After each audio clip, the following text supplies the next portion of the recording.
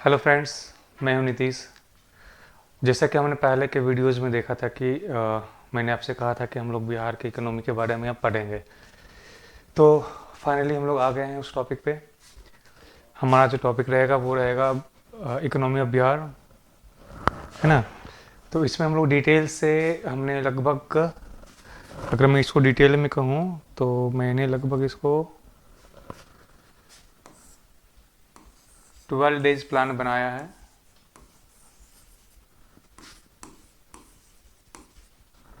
अगर हम लोग इसके अकॉर्डिंग चलेंगे तो 12 दिन में हम लोग बिहार का इकोनॉमी पूरा कंप्लीट कर लेंगे, है ना। 12 दिन, और मोटा मोटी मुझे लगता है कि अगर आपको पीडीएफ मटेरियल से पढ़ने के समय मिल सकता है वीडियोज़ के बाद, तो आप उसको फोकस करेंगे तो 12 दिन में हम लोग, अभी भी अगर टाइमलाइन डिसाइड करें हम लोग, तो 12 डेज में हम लोग बिहार का इकोनॉमी पढ़ लेंगे। और अगले 12 डेज में medieval and modern Bihar.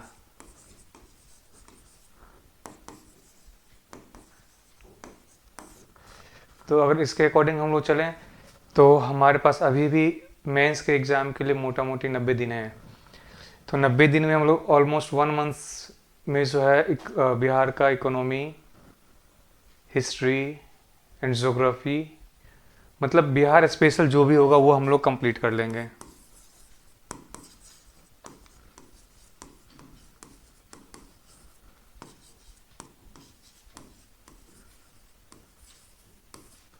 Bihar special in 30 days, ये जो है आपके लिए ज़रूरी होगा। यदि आप बीपीएससी टीआरई दे रहे हैं, या फिर बीपीएससी मेंस दे रहे हैं, या बीपीएससी प्रीलिम्स दे रहे हैं, या फिर आप बिहार का कोई वनडे एग्जाम दे रहे हैं, बीएसएससी दे रहे हैं, या फिर कोई भी एग्जाम दीजिए बिहार का, बिहार दरोगा हो गया या फिर बिहार पुलिस हो गया, आप बिहार का कोई भी एग्जाम दे रहे हैं तो उसमें आपको ये चीज़ काम आएगा। तो अब हम लोग आगे बढ़ते हैं, बात करते हैं कि हम लोग भाई क्या क्या पढ़ेंगे, है ना। तो पहला दिन में जो, जैसा कि हमने शेड्यूल बनाया है कि फर्स्ट डे हम लोग जब हम लोग डिवाइड करेंगे इसको, तो पहला दिन हम लोग पढ़ेंगे इंट्रोडक्शन, बिहार के इकोनॉमी के बारे में हम लोग एक शॉर्ट इंट्रोडक्शन पढ़ेंगे, जिसमें कि हम लोग बिहार का प्रोफाइल, डेमोग्राफिक ओवरव्यू, बिहार का इंडियन इकोनॉमी में क्या इंपॉर्टेंस है वो, बिहार का इकोनॉमिक स्ट्रक्चर क्या है, डेवलपमेंट एंड चैलेंजेस क्या क्या हैं, ये सब पढ़ेंगे। अगर डिटेल बाय डिटेल हम लोग देखें तो जोग्राफिकल प्रोफाइल देखेंगे बिहार का, लोकेशन क्या है, क्लाइमेट क्या है, नेचुरल रिसोर्सेज क्या है, उनका इकोनॉमी में क्या योगदान रहा। डेमोग्राफिक देखेंगे यानी कि पॉपुलेशन के बारे में देखेंगे, तो पॉपुलेशन डेंसिटी क्या है बिहार का, ग्रोथ रेट क्या है, लिटरेसी रेट क्या है, वर्कफोर्स डिस्ट्रीब्यूशन एंड माइग्रेशन, ये सब हम लोग देखेंगे, है ना। ये सब हम लोग डे 1 यानी कि चैप्टर 1 में भी देखेंगे। आपको इस बुक की पीडीएफ फाइल मिल जाएगी, आप कमेंट कीजिएगा, इस बुक का पीडीएफ फाइल भी दे दूंगा मैं आपको, चैप्टर का शॉर्ट नोट्स, या फिर आप ये बुक रिटेल मार्केट में भी अवेलेबल होगा, अमेजन एंड फ्लिपकार्ट पे भी अवेलेबल होगा, आप वहाँ से भी खरीद सकते हैं। बट ये इसमें अभी 10 दिन का समय लगेगा, वंस लेक्चर कंप्लीट हो जाएगा उसके बाद हम लोग बुक को रिलीज़ करेंगे, है ना। इसी तरह इकोनॉमिक इंपोर्टेंस देखेंगे तो इंडिया के जीडीपी में बिहार का क्या महत्वपूर्ण योगदान है, ये सभी चीज़ हम लोग देखेंगे। इकोनॉमिक स्ट्रक्चर की अगर बिहार की बात करें हम लोग, तो बिहार में किस सेक्टर का जीडीपी में कितना योगदान है, बिहार के जीडीपी में इंडस्ट्री का कितना योगदान है, एग्रीकल्चर का कितना है, सर्विस सेक्टर कितना योगदान है, वो सब कुछ हम डिटेल से इसी चैप्टर में देखेंगे। इसके बाद क्या है कि चैलेंजेस क्या क्या है हमारे बिहार में इकोनॉमिक के, वो भी हम लोग डिटेल वे में इसी चैप्टर में देखेंगे डे 1 में। अगर आप बीपीएससी का प्रीवियस ईयर देखेंगे तो इसमें से आपको मोटा मोटी एक क्वेश्चन आपको मिल जाएंगे बीपीएससी मेंस के प्रीवियस ईयर में।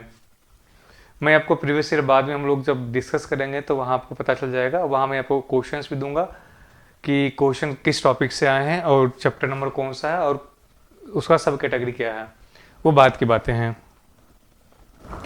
अगर हम लोग सेकेंड डे की बात करें, सेकेंड डे में हम लोग जो रखे हैं हमारा बिहार का जो इकोनॉमी है उनका हिस्टोरिकल एवोल्यूशन, मतलब बिहार का इकोनॉमी आज का तो है नहीं, या फिर बिहार आज बना नहीं, बिहार बहुत ही एंसेंट स्टेट है, पहले ये वेस्ट बंगाल का हिस्सा हुआ करता था। तो इसीलिए हम लोग प्राचीन बिहार से लेकर के मध्यकालीन और आधुनिक बिहार तक का इसका जो भी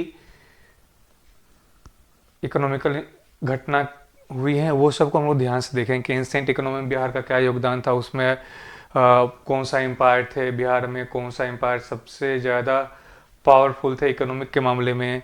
फिर हम लोग मेडावल एरा का भी बिहार देखेंगे इकोनॉमिक टर्म्स ऑफ व्यू से। यहाँ मैं हिस्ट्री की बात नहीं कर रहा हूँ, यहाँ मैं इकोनॉमिक वैल्यू की बात कर रहा हूँ कि मिडावल बिहार उस समय हमारा इकोनॉमिक इम्पोर्टेंस क्या था। जब बिहार का एंशिएंट हिस्ट्री में जो है हमारा उसमें इकोनॉमिक इम्पोर्टेंस क्या था, जब यहाँ पे अंग्रेजों का शासन हुआ यानी कॉलोनियल रूल जब शुरू हुआ तो उस समय बिहार का इकोनॉमी कैसी थी वो हम लोग देखेंगे। इंडिपेंडेंस के बाद बिहार के इकोनॉमी को रिफॉर्म करने के लिए क्या क्या पॉलिसीज आई वो भी हम लोग देखेंगे। सोशियो पॉलिटिकल फैक्टर्स जो बिहार के इकोनॉमिक्स को असर डाल रहे हैं वो भी हम लोग देखेंगे डिटेल्स में। इसके अलावा हम लोग देखेंगे कि भाई लीजेंसी क्या क्या है और इस सब चीज़ों से बिहार क्या क्या सीख सकता है। ये सब हम लोग लेक्चर 2 में देखेंगे। लेक्चर 2 या चैप्टर 2 दोनों एक ही चीज़ें हैं। जब आप बुक रेफर करेंगे तो आपको चैप्टर 2 में ये सारे कंटेंट मिलेंगे, जब आप लेक्चर देखेंगे तो लेक्चर नंबर 2 में आपको ये सारे कंटेंट मिल जाएंगे ये चीज़ें। इसके बाद की हम लोग बात करें तो लेक्चर नंबर 3 यानी कि थर्ड डे में हम लोग जो प्लान किए हैं कि बिहार का एग्रीकल्चरल एंड रूरल इकोनॉमी। जैसा पता है कि बिहार में इंडस्ट्री तो बहुत ही कम है। बिहार बेसिकली एग्रेरियन इकोनॉमी है, कृषि आधारित बिहार की अर्थव्यवस्था है। तो इसीलिए हम लोग सबसे पहले इसको रखेंगे agriculture and rural economy of the Bihar. इस चैप्टर की बात करें तो इसमें से भी मैं आपको श्योर करता हूँ कि एक क्वेश्चंस बीपीएससी मेंस में रहेंगे ही रहेंगे।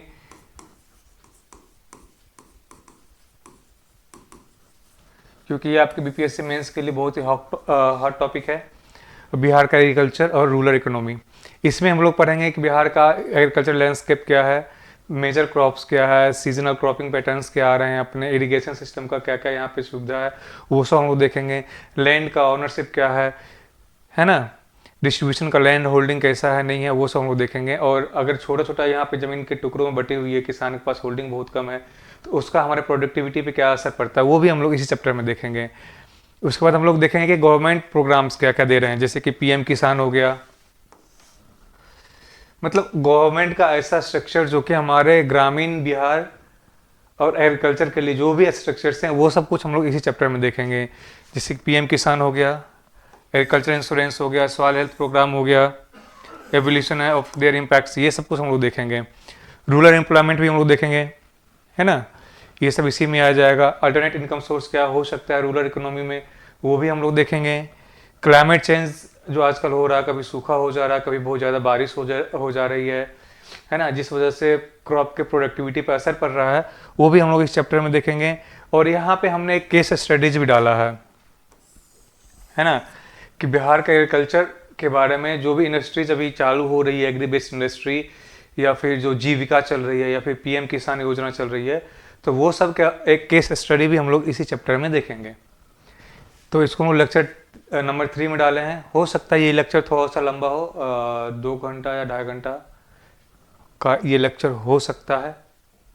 सो अपन देखते हैं कि इसको हम लोग कैसे प्लान करते हैं लेक्चर को। ये ऑनगोइंग प्रोग्राम में होगा हम लोग का, तो उसमें हम लोग डिसाइड कर लेंगे। लेकिन हाँ, ध्यान रखना जरूरी है, आप चाहे किसी भी बुक से पढ़ें या किन्हीं भी टीचर से पढ़ें, ये चैप्टर आपके लिए ज़रूरी है, agriculture and rural economy of Bihar. ये बहुत ही ज़्यादा ज़रूरी है। यहाँ से भी आपके बीपीएससी मेंस में एक क्वेश्चन मिनिमम, मैं बोल रहा हूँ मिनिमम एक क्वेश्चन तो रहेगा ही रहेगा। इसके बाद हम लोग बात करें चैप्टर नंबर 4 की, यानी कि डे 4। तो डे 4 में जो हम लोग पढ़ेंगे बिहार में इंडस्ट्रीज़ की क्या स्थिति है भाई, है ना। ऑल दो इंडस्ट्रीज़ बिहार में बहुत ही कम है, यूँ कहूँ कि बहुत कम। तो यहाँ पे हम लोग फिर भी कोशिश किए हैं कि मेजर इंडस्ट्रीज़ बिहार में क्या क्या है, जैसे टेक्सटाइल्स हो गया, शुगर हो गया, एग्रो प्रोसेसिंग हो गया, है ना। तो ये सब हम लोग देखेंगे। बिहार में मेनली यही 3 तरह की इंडस्ट्रीज है, textile, sugar, agro processing and there history. तो ये सब हम लोग देखेंगे चैप्टर नंबर 4 में, यानी कि डे 4 में। ये हमारा डिटेल आउटलाइन होगा चैप्टर का। इसमें हम लोग एमएसएमईज का भी जिक्र करेंगे, क्योंकि बिहार के इकोनॉमी में एमएसएमई का भी बहुत बड़ा योगदान अभी चल रहा है फिलहाल। अपने स्टार्टअप बिहार का भी नाम सुना होगा, जो कि बिहार गवर्नमेंट बहुत कोशिश कर रही है कि बिहार में बिहार में जो है इकोनॉमिक बूस्ट मिले, इंडस्ट्रियल बूस्ट मिले। उसके लिए सरकार ने स्टार्टअप बिहार लेकर के आया है। उसको भी हम लोग पढ़ेंगे इसी चैप्टर में, जो कि गवर्नमेंट पॉलिसीज़ में आ जाएगा, है ना।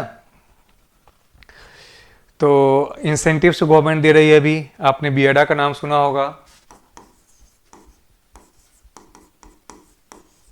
बीएडा का नाम, इंडस्ट्री क्लियरेंस के लिए सिंगल विंडो सिस्टम भी गवर्नमेंट ने शुरू किया है। तो वो सभी चीज़ें हम लोग यहाँ से पढ़ेंगे। और इसके बाद हम लोग देखेंगे कि बिहार में इंडस्ट्रियलाइजेशन यानी कि इंडस्ट्रीज कम लग रहे हैं, तो उसका मेन चैलेंज क्या है, मेजर चैलेंजेस क्या है, बिहार का औद्योगिकरण क्यों नहीं हो रहा है, बिहार में बड़ी बड़ी फैक्ट्रियाँ क्यों नहीं लग रही हैं, उसके लिए क्या क्या चैलेंजेस हैं वो भी हम लोग देखेंगे, है ना। इंडस्ट्रियल जोन्स और हब्स जो भी बनाए जा रहे हैं, जैसे बीटा में भी बना है, और फिलहाल बीटा में जो ड्राई पोर्ट करके जो बना है, जो एक्सपोर्ट करने के लिए बनी है बिहार से, तो उसका भी हम लोग चर्चा इसी चैप्टर में करेंगे। और यहाँ भी हमने एक केस स्टडीज डाला है ना, कि गवर्नमेंट का जो पॉलिसीज अभी आया है, स्टार्टअप बिहार या फिर single window system, export program, है ना, तो वो सब का जिक्र हम लोग इस चैप्टर में करेंगे। Chapter number 4, day 4, industrial reforms and industrial landscape of Bihar, इस चैप्टर में। अगेन मैं बोलूँगा यहाँ से भी एक क्वेश्चन आने की संभावना है। मैं 90% बोल सकता हूँ कि एक क्वेश्चन यहाँ से भी आएंगे मेंस में। तो इसको भी हम लोग देखेंगे, है ना। देखिए, मैंने पहले ही कहा था, अगर आप हमारा शुरुआत का वीडियो देखे होंगे तो मैं वहाँ भी बोला था कि हमें बहुत कुछ पढ़ने की ज़रूरत नहीं है, हमें उतना ही पढ़ना है जितना इस एग्ज़ाम में आ सकता है। Be focused on the exam and we have to focus only जो कि प्रोबेबल है कि एग्ज़ाम में आ सकता है। तो हम लोग उसी चीज़ का चर्चा भी कर रहे हैं। अब आगे बात करें हम लोग डे 5 की, तो हम लोग इंफ्रास्ट्रक्चर एंड कनेक्टिविटी। अभी आपको पता होगा कि ट्रांसपोर्टेशन में बिहार में बहुत ही रिवोल्यूशन हुआ है। लगभग बहुत ही अच्छी अच्छी हाईवेज, चाहे नेशनल हाईवे हो या फिर स्टेट हाईवे हो या फिर इनलैंड वाटरवेज की बात हो, वो सभी आई है ना। हमारा पावर इंफ्रास्ट्रक्चर भी बढ़ रहा है, न्यू थर्मल पावर प्लांट भी चालू हो गए हैं, बिहार में हाइड्रो पावर प्लांट्स भी हैं, तो उसका भी हम लोग इसमें डिस्कस करेंगे। डिजिटल कनेक्टिविटी के लिए बिहार में भी जो हब बना है, मैं उसका नाम भूल जा रहा हूँ अभी, जहाँ पे पुराना आईआईटी पटना का जो कैंपस था वहीं पे बना है, तो उसके बारे में भी हम लोग पढ़ेंगे, है ना। वाटर रिसोर्स मैनेजमेंट के बारे में भी हम लोग पढ़ेंगे। रिसेंट गवर्नमेंट इनिशिएटिव क्या क्या रहा है उसके बारे में भी पढ़ेंगे हम लोग। इस फ्यूचर प्रोस्पेक्ट क्या हो सकता है, केस स्टडीज क्या क्या हमारा भी यहाँ चल रहे हैं, वो भी हम लोग इसी चैप्टर में देखेंगे। इसके बाद की हम लोग बात करें तो human capital and social development. Bihar का सबसे बड़ा चीज़ है कि भाई यहाँ पे ह्यूमन कैपिटल बहुत ही बढ़िया है, लेकिन उनका यूटिलाइजेशन नहीं हो रहा है। बिहार एक समस्या से पीड़ित है जिसको हम लोग बोलते हैं ब्रेन ड्रेन, है ना, कि यहाँ के जो भी अच्छे अच्छे ब्रेन्स हैं, जो भी अच्छे अच्छे पढ़े लिखे लोग हैं, जो यहाँ से बाहर चले जा रहे हैं। रीज़न क्या है कि यहाँ पे ढंग के एजुकेशनल इंस्टीट्यूट्स भी नहीं है, ऑल्दो अब शुरू हुए हैं, आईआईटीज़ भी खुले हैं, एम्स भी खुले हैं, है ना, सेंट्रल यूनिवर्सिटीज़ भी खुल रहे हैं, लॉ यूनिवर्सिटी भी खुले हैं। तो ऑल्दो अब गवर्नमेंट कोशिश कर रही है कि बिहार में एजुकेशनल इंफ्रास्ट्रक्चर बढ़ाया जाए, एजुकेशनल हब्स को बढ़ाया जाए। हेल्थ केयर में भी अच्छा खासा काम हो रहा है बिहार का, वो भी हम लोग देखेंगे। माइग्रेशन पैटर्न्स को देखेंगे, जो बिहार में के जो लेबर बाहर काम करने जा रहे हैं, चाहे वो ट्रेंड लेबर हो या अनट्रेंड लेबर हो, दोनों तरह के लेबर जो वर्कफोर्स जो बिहार से बाहर जा रहे हैं काम करने के लिए, उसके बारे में भी देखेंगे हम लोग कि भाई अगर बाहर जा रहे हैं तो क्यों जा रहे हैं और उनका इम्पैक्ट हमारे बिहार के इकोनॉमी पे क्या हो रहा है, वो भी हम लोग इसी में देखेंगे। Social equity and government programs भी हम लोग इस चैप्टर में देखेंगे। मैं कहूँ तो ये भी हमारा ज़रूरी चैप्टर है। यहाँ से भी हम लोग एक क्वेश्चन जो है मेंस में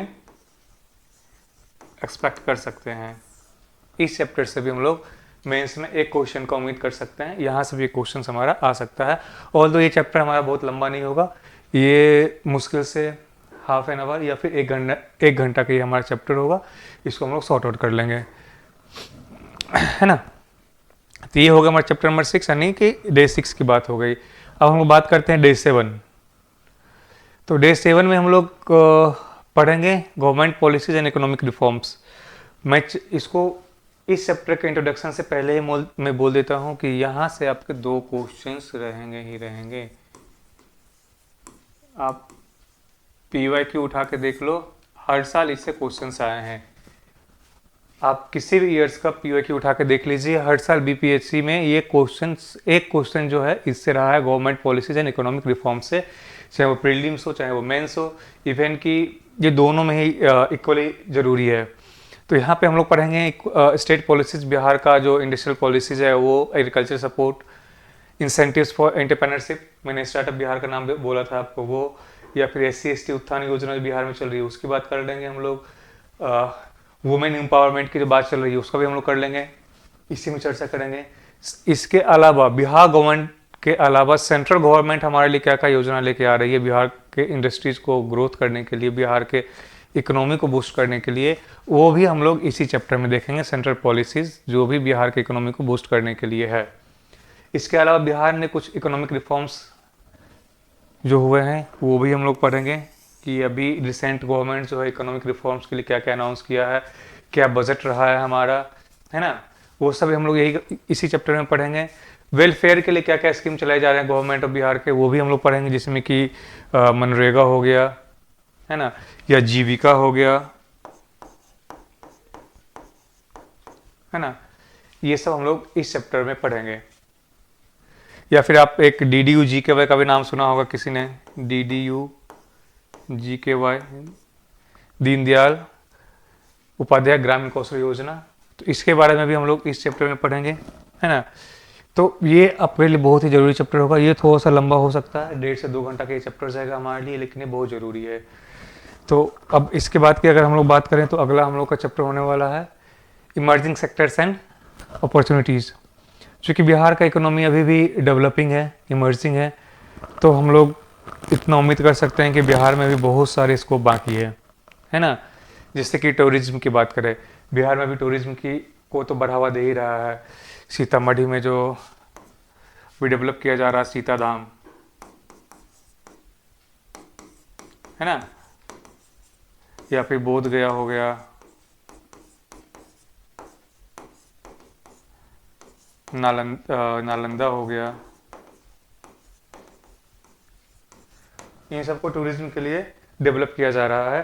तो हम लोग इसके बारे में भी डिटेल से देखेंगे, जो कि ज़रूरी है ना। इसके बाद की अगर हम लोग बात करें तो वो आ जाएगा हमारा food processing industries and agro based exports. मैंने अभी थोड़ा देर पहले आपको बताया था कि ये अभी हमारा गवर्नमेंट का सबसे ज़रूरी टॉपिक है, और ये हमारा गवर्नमेंट को बहुत बड़ी उपलब्धि भी है कि बिहार से अब डायरेक्टली एग्रो बेस्ड प्रोडक्ट का एक्सपोर्ट किया जा सकता है। रीजनल कनेक्टिविटी बढ़ाई गई है, इवन कि दरभंगा एयरपोर्ट जब से चालू हुआ तब से कनेक्टिविटी और बढ़िया हो गया है। इस बार बिहार ने लीची एंड मैंगो दोनों का ही एक्सपोर्ट बहुत ही अच्छे तरीके से किया है। तो इसीलिए हम लोग बोल सकते हैं कि भाई ये चैप्टर भी अपने आप में एक बहुत ज़रूरी है। गवर्नमेंट स्कीम्स तो आते हैं, हर एग्ज़ाम में आते हैं, और यहाँ से भी हम लोग एक क्वेश्चन कर सकते हैं। इसके अलावा अभी जो इनलैंड वाटरवेज की बात चल रही है, रिन्यूएबल एनर्जी की बात चल रही है, हाइड्रो पावर की, तो वो भी बहुत ही बढ़िया सेक्टर बन के उभर के आ रहा है बिहार के इकोनॉमी के लिए, है ना। जो हाइड्रो पावर स्टेशन जो भी बनने जा रही है बूढ़ी गंडक नदी पे, तो वो भी बहुत ज़रूरी चीज़ है हमारे लिए, बिहार के इकोनॉमी के लिए बहुत ज़रूरी है वो, और हम लोग इसको डिटेल्स में देखेंगे। ये बहुत लंबा चैप्टर जाने वाला है, नहीं मुश्किल से अराउंड 35 to 50 मिनट्स का ये लेक्चर होगा, और इसको रिवाइज करना भी आसान होगा इस चैप्टर को। आगे हम लोग बात करते हैं तो ये challenges and the way forward, ये हमारा कंक्लूजन चैप्टर होगा कि हमारे बिहार के इकोनॉमी के लिए क्या क्या चैलेंजेस है, आगे कैसे बढ़ सकती है, और पूरा किताब का समरी हम लोग इसमें देखेंगे, है ना। इसलिए मैंने यहाँ पे कहा है कि इसमें हम लोग क्या करेंगे, बिहार के जो भी इश्यूज रहे हैं, चाहे पॉवर्टी हो, अनएम्प्लॉयमेंट हो, इंफ्रास्ट्रक्चर हो, पॉलिटिकल फैक्टर्स हो, जो हमारे इकोनॉमी को अफेक्ट कर रहे हैं, वो सब कुछ हम लोग इसमें देखेंगे। इसके अलावा जो है जो गवर्नमेंट का जो स्ट्रेटजी चल रही है एग्रीकल्चर को बढ़ावा देने के लिए, है ना, तो उसका भी हम लोग डिस्कस इसी में करेंगे। जो अभी गवर्नमेंट का जो स्ट्रेटजी चल रही है एग्रो बेस्ड इंडस्ट्री को बढ़ाने के लिए, सरकार ने नई नई योजना लेके आ रही हैं, वो सब भी हम लोग इसमें पढ़ेंगे। ये हमारा है कि भविष्य में बिहार का इकोनॉमिक ग्रोथ कैसा हो, उसको हम लोग इस चैप्टर में डिटेल्स में देखेंगे। इसके बाद हम लोग करेंगे केस स्टडीज़, बिहार की इकोनॉमी पे केस स्टडीज़ हम लोग का इसके बाद होगा, है ना। जो भी किस सेक्टर्स, जो भी प्रोग्राम्स गवर्नमेंट ऑफ बिहार के चल रहे हैं, चाहे वो DDU-GKY हो, चाहे वो जीविका हो, चाहे वो ऑर्गेनिक फार्मिंग का हो, चाहे वो स्टार्टअप बिहार का हो, चाहे वो साक्षर बिहार का हो, चाहे PM किसान हो, चाहे वो उज्ज्वला योजना के बिहार की बात हो जाए, तो ये सब हम लोग इस चैप्टर में डिस्कस करेंगे, है ना। इनके केस स्टडीज, क्योंकि हमें जितने थ्योरी चाहिए वो तो हम लोग पहले ही पढ़ चुके हैं, यहाँ पे हम लोग सिर्फ केस स्टडीज को डिस्कस करेंगे। ये हमारे कंसेप्ट को क्लियर करने के लिए ज़रूरी है। मान लेते हैं अगर कोई क्वेश्चन 38 मार्क्स का आ रहा है किसी योजना से, तो वहाँ पे अगर हम लोग केस स्टडीज के बारे में अगर 150 से 200 वर्ड्स में भी अगर लिख देते हैं तो वो हमारे लिए मार्क्स गेनिंग हो जाएगा। तो यूँ कहें कि ये हमारे लिए सपोर्टिंग चैप्टर होगा, है ना। इसका यूटिलाइज आप सपोर्टिंग चैप्टर्स में ले सकते हैं, या फिर वनडे एग्जाम के लिए ज़रूरी है ना। डायरेक्टली इससे क्वेश्चंस नहीं आएंगे, ये हमारा केस स्टडीज जो है हमारा हमेशा एक सपोर्टिंग होता है। तब इसके बाद की हम लोग बात करें तो वो हमारा कंक्लूजन एंड ये हमारा लास्ट चैप्टर होगा।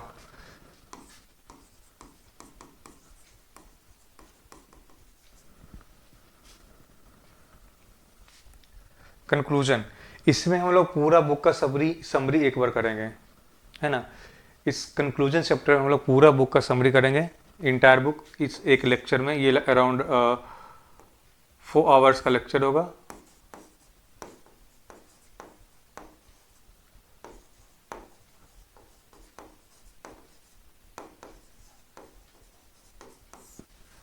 इसमें हम लोग पूरा बुक का समरी पढ़ेंगे। मैं फिर से बोल रहा हूँ, सिर्फ और सिर्फ समरी पढ़ेंगे, पूरा बुक पढ़ने का समय नहीं है हमारे पास, हम लोग सिर्फ समरी पढ़ेंगे। इसमें हम लोग बिहार के इकोनॉमिक स्ट्रेंथ का रिकैप एंड चैलेंजेस को पढ़ेंगे एक बार, है ना। बिहार के विजन 2030 को देखेंगे हम लोग एक बार, जो गवर्नमेंट का भी नारा चल रहा है। सस्टेनेबल ग्रोथ को हम लोग कैसे अटेंड कर सकते हैं उसके बारे में पढ़ेंगे। Role of government, private sector and civil society, जो भी रहे हैं बिहार के इकोनॉमी के बारे के लिए, जो भी महत्वपूर्ण चीज़ें रही हैं उसके बारे में हम लोग देखेंगे। और कंक्लूजन करके हम लोग उम्मीद करेंगे कि आपका जो भी एग्ज़ाम्स के लिए आप पढ़ रहे हैं उसमें बहुत ही महत्वपूर्ण योगदान दे। और अगर अपन इतना पढ़ लेते तो मैं इतना बोल सकता हूँ कि आपका बिहार का इकोनॉमी जो है वो कंप्लीट हो जाएगा। आप इकोनॉमी में अच्छा स्कोर कर पाएंगे, आप आंसर राइटिंग भी इकोनॉमी का अच्छा से कर पाएंगे। अगर आप हमारा बुक का स्ट्रक्चर देखे होंगे पूरी, तो मैं बुक का स्ट्रक्चर में भी यही 3 चीज़ें मतलब जैसे एग्जाम्स में हमें लिखने हैं, मैं उसी तरह से बुक का जो है ना स्ट्रक्चर भी वैसे ही रखा हूँ। जैसे कि मैं आपको दिखा रहा हूँ, मान लेता हूँ कि मैं यहीं की बात करते हैं हम लोग, है ना। देखिए, जैसे आंसर राइटिंग का फॉर्मेट होता है, बुक का फॉर्मेट भी सेम टू सेम वैसा ही है। मान लेते हैं कि मुझे आंसर राइटिंग करना है ना। कोई क्वेश्चन आ गया तो detail outline, main body and then summary in the last. So मैं कोशिश किया हूँ कि मैं आपके एग्जाम के साथ कोप अप करूँ। अगर आपको फिर भी कुछ जानकारी चाहिए तो आप हमें रीच आउट कर सकते हैं, आप हमें कमेंट करके बताएं, ठीक है। Thank you.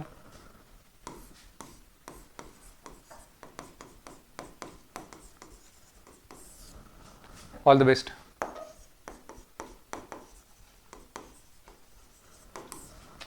So see you guys in next lecture, in next video.